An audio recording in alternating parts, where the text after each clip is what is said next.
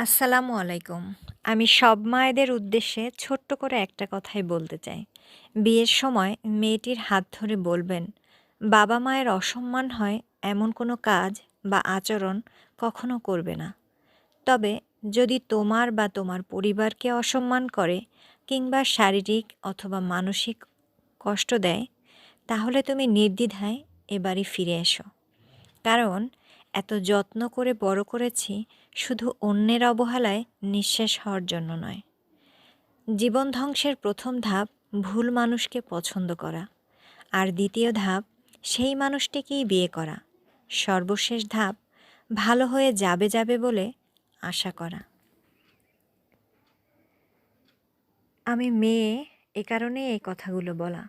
তবে আমাদের জামাই আলহামদুলিল্লাহ অনেক ভালো, সংসারের বড় ছেলে, খুবই বিনয়ী এবং সবার সবার চোখের মণি।